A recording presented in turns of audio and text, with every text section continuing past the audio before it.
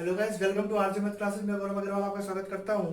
और आज मैं चालू करने वाला हूं आपका 12th क्लास का एक टॉपिक है जिसका नाम है आव्यूह। उसको मैं चालू करने वाला हूं। तो चलिए देखते हैं। सबसे पहले आव्यूह होता क्या है उस चीज को देखते हैं, ठीक है ना।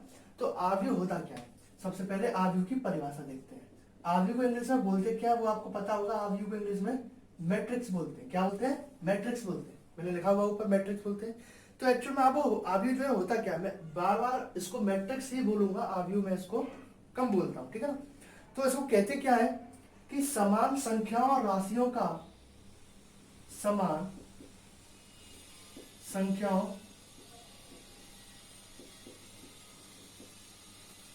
और राशियों का एक व्यवस्थित क्रम का, एक व्यवस्थित क्रम जिसे जिसे पंक्तियों और स्तंभों के रूप में लिखा जा सकता है, क्या कहलाता है? मैट्रिक्स कहलाता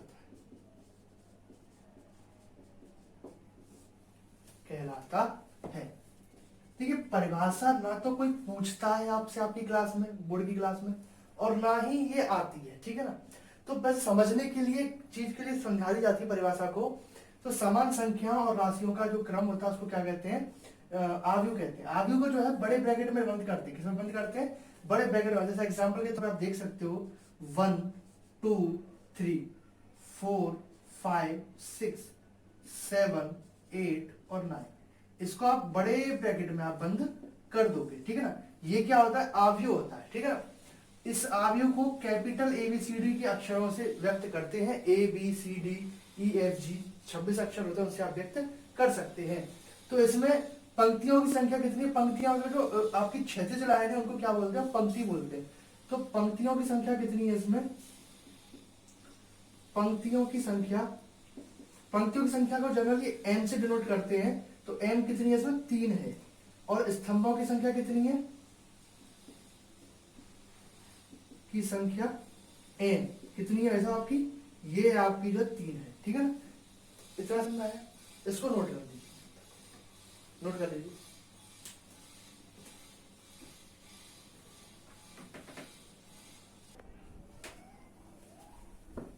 नोट हो गया? देखिए, अब आप आगे बात करते हैं मैट्रिक्स की कोटि, आव्यूह की कोटि। जनरली देखिए, आज पहली क्लास है। पहली क्लास में जो है हम जनरली कुछ शब्द है उनका अर्थ समझ रहे हैं। जैसे कि आव्यूह की कोटि, मैंने आव्यूह का अर्थ समझाया आपका, आव्यूह क्या होता है। तो आव्यूह की कोटि देखिए, आव्यूह में क्या पंक्ति और स्तंभ दोनों होते हैं, होते नहीं होते? पंक्तियों की संख्या और स्तंभ की संख्या, पंक्तियों की संख्या और स्तंभ की संख्या को क्या बोलते हैं? आव्यूह की कोटि बोलते हैं। तो देखो, आव्यूह की कोटि क्या होती है? किसी आव्यूह की कोटि कोटि m गुणा n या m/n होती है, ठीक है ना, होती है। यहाँ पे m क्या होता है? पंक्तियों की संख्या होता है, और n क्या होता है? स्तंभों की संख्या होता है, ठीक है भैया। स्तंभ मतलब जो ऊर्ध्वाधर सीधी खड़ी हुई लाइन होती है उनको स्तंभ बोलते हैं, और जो आड़ी आड़ी की जो क्षैतिज लाइन होती है उनको क्या बोलते हैं? वो बोलते क्या कहते हैं? पंक्ति बोलते हैं, ठीक है। जैसे ये एक मैट्रिक्स में आपकी बात करता हूं, 1 2 3 4 5 6, ठीक है। इसमें देखिए, इसमें पंक्तियों की संख्या कितनी है? 2 है, तो 2, और स्तंभों की संख्या कितनी है? 3। तो इसकी कोटि कितनी रहेगी? 2 × 3 हो जाएगी। जैसे एक और एग्जाम्पल देख लीजिए, 1 2 3 4 5 6। इसमें देखिए पंक्ति कितनी है? 1 2 3, 3 पंक्तियां हैं, और स्तंभ कितने हैं? 1 2, 2 स्तंभ है, ठीक है ना। आया समझ में? नहीं आया? इसको नोट कर लीजिए फटाफट।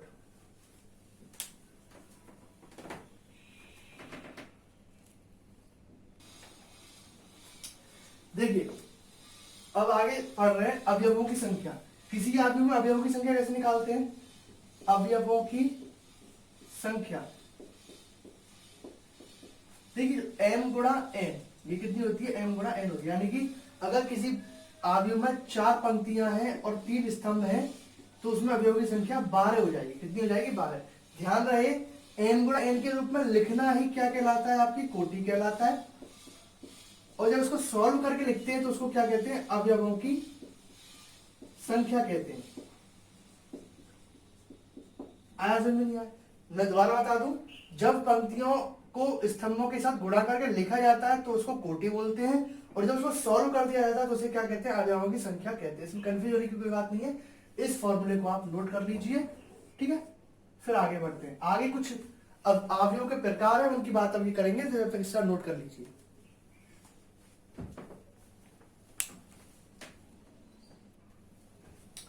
आगे देखते हैं अवयवों के प्रकार है। अवयवों के प्रकार में आप देख रहे हो, पहला अवयव है पंक्ति अवयव। पहला क्या है? पंक्ति अवयव। इंग्लिश में बोलते हैं इसको रो मैट्रिक्स। रो मैट्रिक्स, ठीक है। क्या क्या परिभाषा हो सकती है इसकी? जब किसी अवयव में क्या हो, एक ही पंक्ति होती है तो उसको क्या बोलते हैं? पंक्ति अवयव कहते हैं। जब किसी अवयव में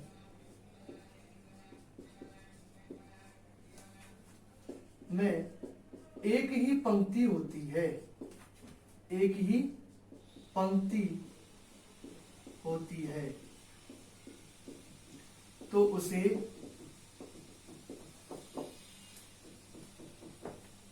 पंक्ति अवयव कहते हैं।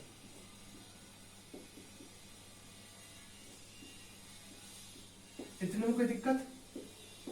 एग्जाम्पल के तौर पर ले सकते हो आप ए में आप 1 2 3 4 भी ले सकते हो, 5 ले सकते हो। तो इसमें पंक्ति कितनी? एक ही है। पंक्तियों की संख्या 1 और स्तंभों की संख्या 3 है, तो इसमें अवयवों की संख्या 3 हो जाएगी और इसकी कोटि क्या हो जाएगी? 1 गुणा 3, ठीक है। अगला आता है स्तंभ अवयव। अगला क्या आता है? स्तंभ अवयव।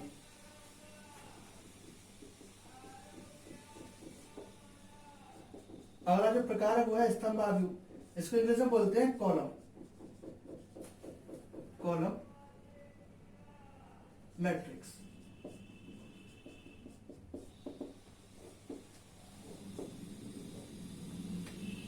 ठीक है। जब किसी स्तंभ में, जब किसी अवयव में क्या स्तंभों की संख्या एक होती है, यानी कि जब किसी अवयव में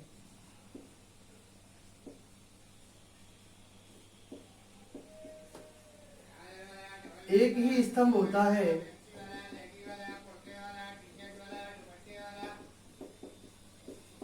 तो उसे क्या कहते हैं? स्तंभ अवयव कहते हैं। तो उसे स्तंभ अवयव कहते हैं, ठीक है भैया।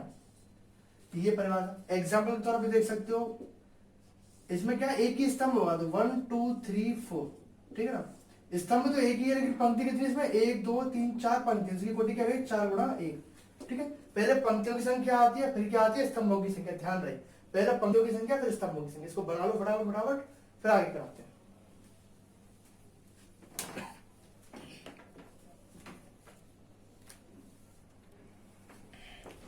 अगला है, अगला जो टॉपिक है यानी अगला जो प्रकार है वो क्या है आपका? वर्ग अवयव है। क्या है? वर्ग अवयव।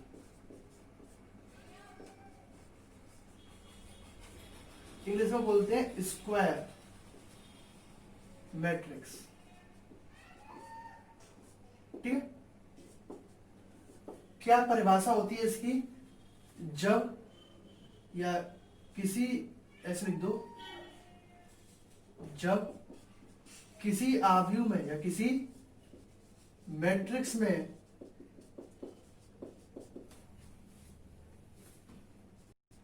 पंक्तियों और स्तंभों की संख्या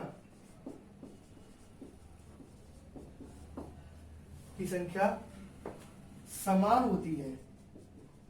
समान मतलब इक्वल होती है तो वह आव्यूह क्या कहलाता है? वर्ग आव्यूह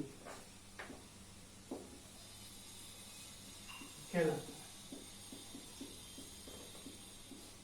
ठीक है भाई, क्या कहलाता है वो? वर्ग आव्यूह कहलाता है। एग्जाम्पल देख सकते हो, देखिए 1 2 3 4 5 6 7 8 9।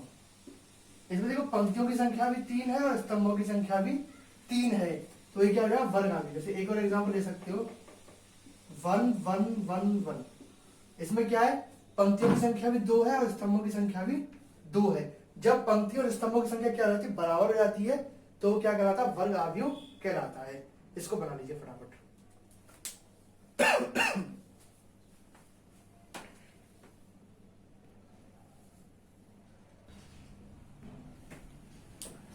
देखिए एक छोटी सी कॉन्सेप्ट है, उसको समझ लीजिए। जैसे कोई आव्यूह है, ठीक है ना, उसमें ये पहला अवयव, ये दूसरा अवयव, ये तीसरा अवयव, ये अवयव है मान लीजिए इसमें, ठीक है ना। तो इसमें ये अवयव है, ठीक है। ये जो अवयव है पहली पंक्ति में आ रहा है और पहले स्तंभ में आ रहा है।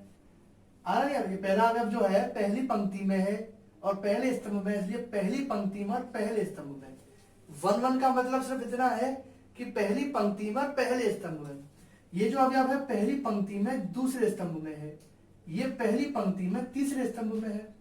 अब देखिए ये वाला जो अवयव है वो दूसरी पंक्ति में पहले स्तंभ में है, ये दूसरी पंक्ति में दूसरा स्तंभ, दूसरी पंक्ति में तीसरा स्तंभ, ये तीसरी पंक्ति में पहला स्तंभ, तीसरी पंक्ति में दूसरा स्तंभ और तीसरी पंक्ति में तीसरा स्तंभ, ठीक है ना। तो ये 1 1 1 2 1 3 2 1 2 2 2 3 3 1 3 2 3 3 का मतलब इतना है कि पहला अवयव जो है, जैसे मान लीजिए इसको मैं ए आई जे लिखूं, तो यहां पर आई जो है पंक्ति का नंबर है। क्या है? पंक्ति का या की संख्या, और जे क्या है? स्तंभ की संख्या, ठीक है ना। जैसे ये मान लीजिए कोई अवयव चौथी पंक्ति में दूसरा है, दूसरे स्थान पर, तो उसको A42 लिखेंगे, चौथी पंक्ति में दूसरा स्तंभ, ठीक है ना। तो इसको बना लीजिए और इसको लिख लेना, इसको लिख लेना, ठीक है, बना लीजिए इसको फटाफट।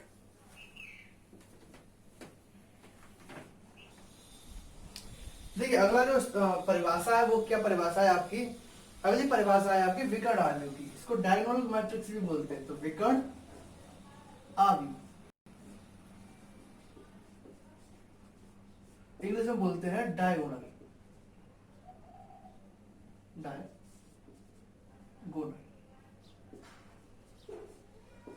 मैट्रिक्स, ठीक है। आगे देख रहे हैं इसमें परिभाषा क्या होगी। देखिए क्या परिभाषा होगी, जब देखिए एक आव्यूह होता है, इसमें क्या होता है, जब किसी आव्यूह में मुख्य विकर्ण के अतिरिक्त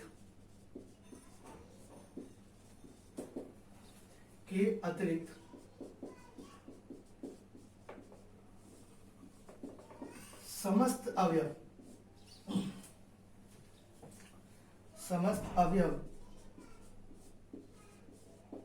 शून्य होते हैं,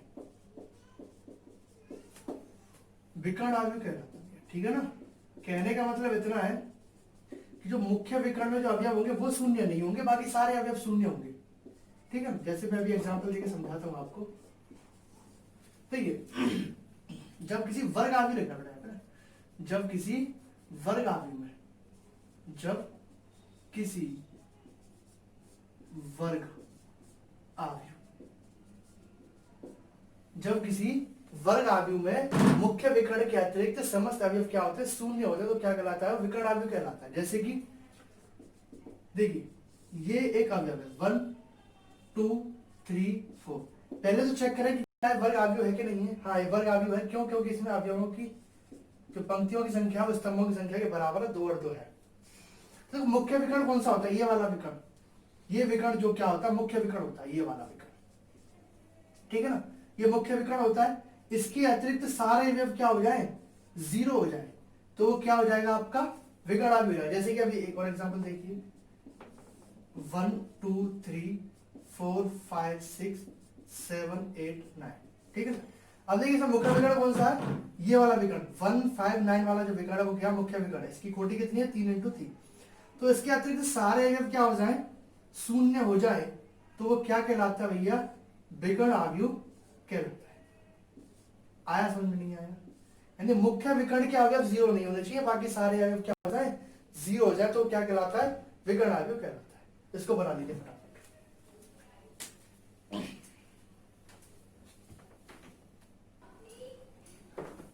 देखिए अगला जो अवयव वो है आपका इकाई अवयव। इसमें क्या करेंगे, ऐसा विकर्ण अवयव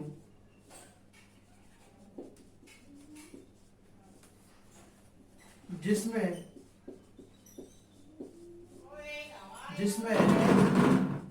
मुख्य विकर्ण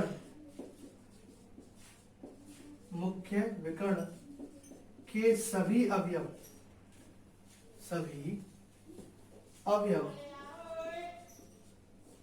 इकाई हो, इकाई मतलब वन, एक हो, क्या कहलाता है, तत्समक या फिर इकाई अवयव कहलाता है।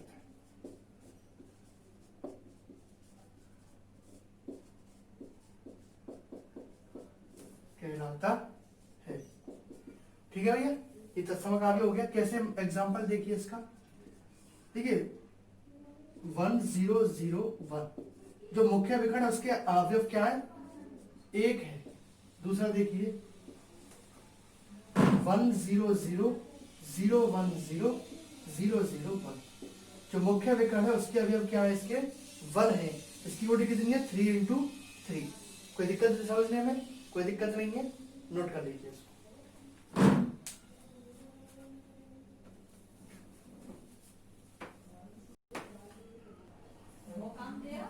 हो रहा है, देखिए आगे है आपका परिवर्त अवयव।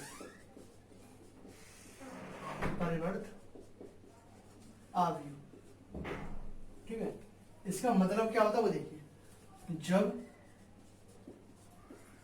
किसी अवयव के पंक्तियों और स्तंभों को परस्पर बदल दिया जाए,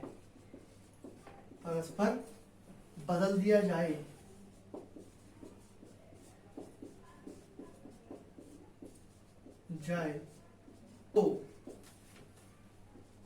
प्राप्त अवयव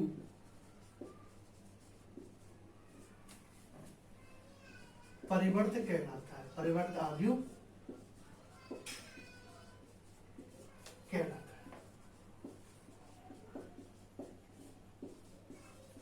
ठीक है, समझिए। जैसे ये एक अवयव है 1 2 3 4 5 6, इसकी कोटि कितनी है सर, इसमें पंक्तियों की संख्या 2 है और स्तंभों की संख्या 3 है, तो कोटि 2 × 3 हो गई। अब इसका परिवर्त निकालना, तो 80 परिवर्त को किससे व्यक्त करते हैं, 80 से। देखिए इसमें जो पंक्तियां हैं उनको स्तंभ बना देंगे, जो क्षैतिज यानी आड़ी लिखी हुई है उनको खड़ा कर देंगे, ठीक है ना। तो क्या बन जाएगा, ये परिवर्त बन जाएगा। या फिर जो खड़ी हुई है उनको आड़ी कर, कैसे भी समझ लो, बात एक है। तो इसमें यानी कि पंक्तियों को क्या करते हैं, स्तंभ में बना दिया है, तो क्या हो गया, ये परिवर्त अवयव हो गया। इसमें देखो पंक्ति कितनी हो गई, 3 हो गई, और स्तंभ कितने हो गए, 2 हो गए। आया समझ में आया? एक बार एग्जाम्पल देख लीजिए। जैसे b बराबर मैं मान लेता हूं 1 -1 6 7 8 9 0 7 9, ठीक है ना। इसमें 3 × 3 है ये, इसका परिवर्त कैसे निकलेगा, bt। तो देखिए जो पंक्तियां हैं उनको स्तंभ बना देंगे, 1 -1 6 7 8 9 और 0 7 9, ठीक है। ये इसका परिवर्तन हो गया, नोट कर लीजिए, बना लीजिए इसको फटाफट।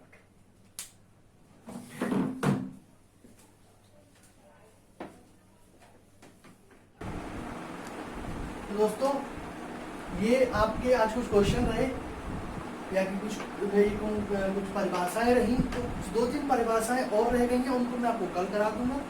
तो कल ही मैं आपके इसके क्वेश्चन भी कराऊंगा। देखिए आपको परिभाषा पहले समझ में आनी चाहिए, अगर समझ में नहीं आ रही तो वीडियो को दोबारा देखें, ठीक है ना। कुछ दिक्कत है तो हमें कॉन्टैक्ट कर सकते हैं, पूछ सकते हैं, ठीक है ना। तो इस परिभाषाओं को नोट कर लेना अच्छी तरह से, और अच्छी तरह से इसको समझ करके याद भी कर लेना। कल 2-3 परिभाषाएं और करा दूंगा, फिर इसके क्वेश्चन हम कराएंगे। तो बहुत अच्छे तरीके से हम आपको 12th की मैथ कराने वाले हैं। तो हमारे साथ बने रहिए, पढ़ते रहिए, मुस्कुराते रहिए। धन्यवाद। चैनल को सब्सक्राइब जरूर करिए, लाइक कीजिए, शेयर कीजिए। धन्यवाद।